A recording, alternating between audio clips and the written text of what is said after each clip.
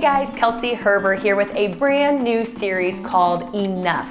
In this series, we are going to talk about how to shift from feelings of not feeling good enough to embracing our confidence that comes from Christ. Now, I recently was honored and humbled to receive the award for FCA Coach of the Year in Fort Wayne's 40 Under 40. However, there is one award that I have had my eyes fixed on for 2 years now and have yet to win, and that award is Mother of the Year. On January 1st of this year, I decided that this was going to be my year. I have a beautiful son named Ren. He recently turned 2 years old, and I just absolutely love him dearly and love being a mom. Well, like I said, on January 1st, I decided this was going to be my year. And on January 4th, I lost my nomination. 4 days. Seriously, only 4 days. You can't make this stuff up. You want to know how I lost it? Well, a very long story turned short would be that I accidentally locked him in my car. And so I had to go knock on my neighbor's door. My neighbor came and helped me call the fire department, and the fire department came and got him out of the car. And I want to make sure I give the disclaimer that he was safe. It was a mild weather day, but I was so worried that he would feel fearful or even traumatized from that experience, because I know it was also really hard on me as a mom.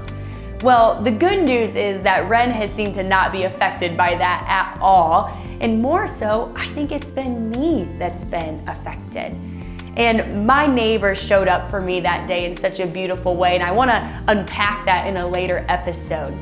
But the moral of the story is that day, I just didn't feel like a good enough mom. I felt horrible that that had happened. And I'm wondering, am I alone in that? Am I alone in those feelings of not being good enough, in whatever it may be? Maybe you have found yourself feeling that way.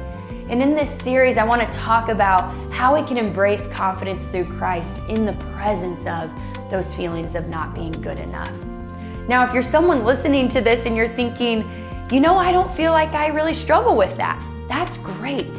And this series is still for you, because at the end of the day, we're also going to address how we can support someone who doesn't feel good enough. So this series is still for you, and we can learn and grow together.